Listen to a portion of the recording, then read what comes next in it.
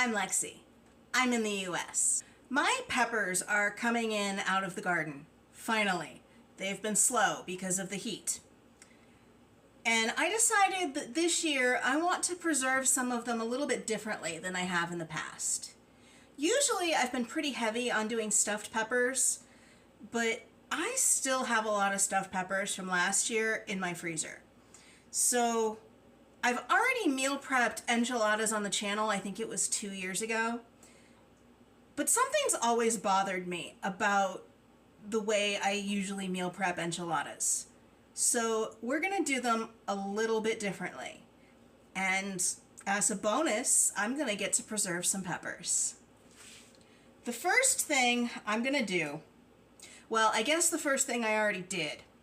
Earlier today, I cooked 5 pounds of roast in the slow cooker. Roast beef, simply seasoned, salt and pepper, nothing too wild, a little bit of garlic. And then because we're working smarter, not harder, I also threw in a little foil pack of green beans and some potatoes, and that was dinner. So this is the rest of the 5 pounds of roast beef. And I shredded it up with some forks, and to this, I'm going to add a packet of enchilada seasoning. Could I add 2 or 3 to this much meat? Absolutely. Do I have 2 or 3? Nope. We are going to make do with what we have, and it will still be delicious. And normally I would add just some water to this, but because I have all of this lovely broth that came out of the meat when I was cooking it, we're going to add some of that. Flavor. That looks like about enough. I didn't bring a spoon. Okay. Now I'm just going to give this a little bit of a stir. That needs some more liquid.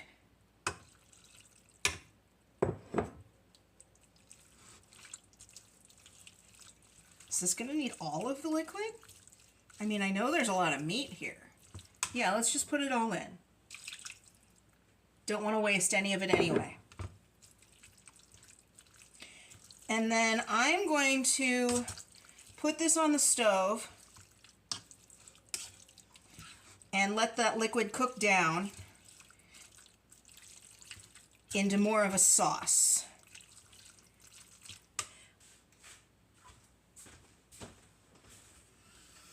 Okay, the meat is cooking away. For our next part, I don't know why I cut it like that, we are going to slice up some peppers. Red, orange, yellow, whatever you have. I prefer green peppers, so I have green peppers.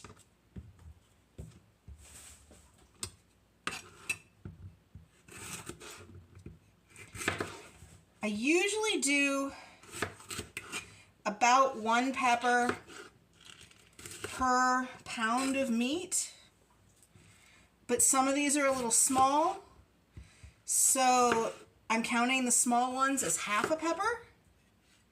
And then I've got some banana peppers sitting over here out of screen. There we go. Now there's a banana pepper. And I'm just using these because I grew them. I don't really know why I grew them. I don't eat banana peppers, so I need something to do with them. So I'm just going to throw them in the enchiladas with the green peppers.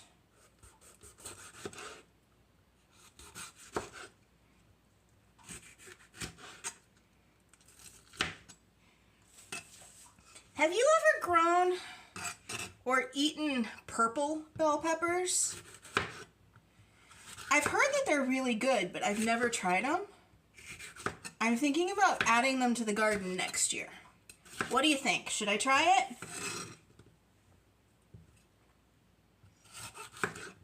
Also, I've got a new camera up here for the overhead. So, hopefully, the color balance and the lighting works out nicely. I think it should. I've used it on a couple of videos over on my other channel. Did you know I have another channel? It's called Author Alexa, and we talk about my books and all things books, and I do interviews with other authors. Did you know I wrote books? I write books. Where was I? New camera. So I used this camera over there on a few videos, but they were all videos at our regularly scheduled location. This is the first time that I am using it in the kitchen with what has been previously established as not the greatest lighting in the world.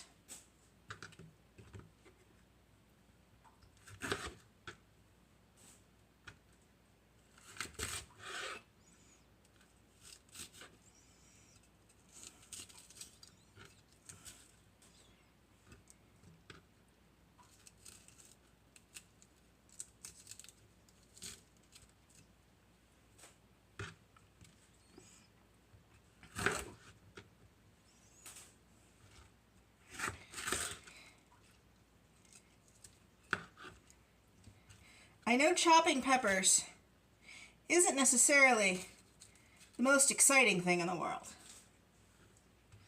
So, again, why did I cut this like that? Because I was just cutting the banana peppers. So I may go ahead and speed this up a bit. There's a questionable spot on this one, so we'll just go ahead and cut that out. But I'm just going to slice these up, nice long slices, so they will go down the length of the enchilada, and I will work my way through this pile of peppers. And before somebody tells me if I put a wet towel underneath my cutting board, it won't turn and twist like it's trying to. I do know that trick, but much like the camera, this is a new cutting board, and I didn't know it was going to turn and twist like this. So, once I no longer have a mountain of peppers on here, I will remedy that. And I'm just going to slice these banana peppers basically the same way I'm slicing the green peppers. We will have a nice mountain of peppers going on. But I'm going to stop talking so that I can speed this up and you don't have to watch me cut peppers for 10 minutes.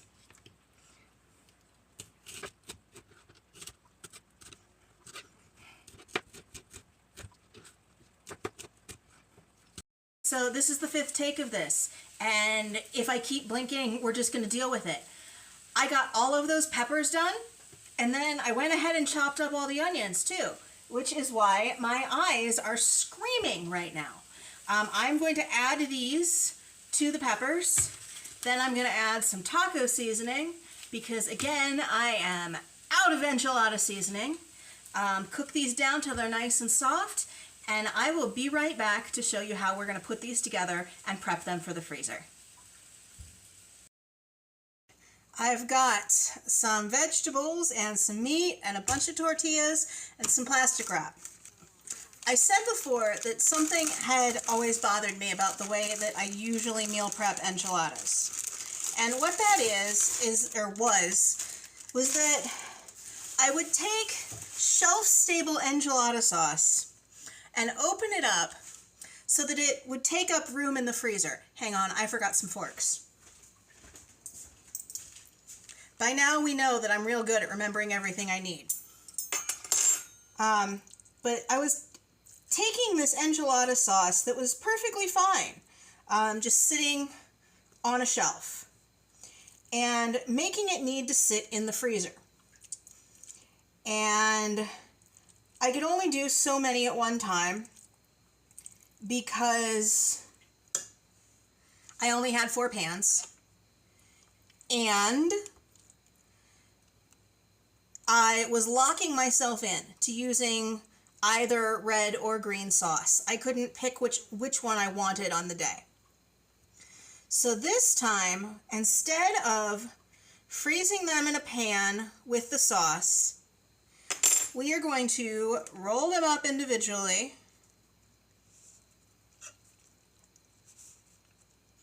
and then take some plastic wrap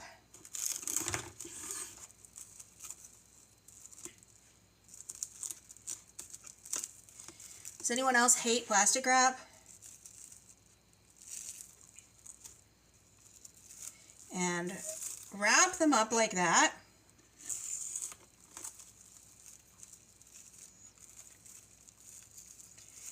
And then put them in a Ziploc bag, however many will fit in a gallon-sized Ziploc bag. And that way, we can do a few things with them.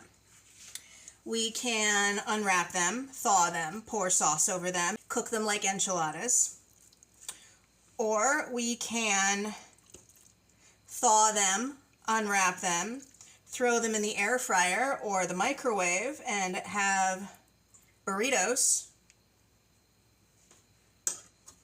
And we have the choice, here's my other fork, we have the choice of red or green sauce at the time of cooking. So it gives us a lot more flexibility. It doesn't take up nearly as much space in the freezer. I don't like using a fork for these onions. And we still have delicious enchiladas in the freezer that take little to no mental effort to prepare for dinner. And as a bonus, because of when I'm doing this, I now can preserve the peppers out of my garden. I plan on, in the next few weeks, doing this again with chicken and with pork. I wanted to do it with chicken today, but the chicken prices at the grocery store were a little insane when I went there. So I'm waiting to find it on sale. That's really all I've got for today. I'm just going to pack up the rest of these. I'll let you know, it'll probably be over here, how many I ended up getting out of all this. And yeah, I would still thaw them before I cook them. They tend to come out better that way. Yeah, we're going to use the spatula for the vegetables. But if you could give the video a like and subscribe if you haven't already, I'd really appreciate it. And as always, I'll see you next time. Bye!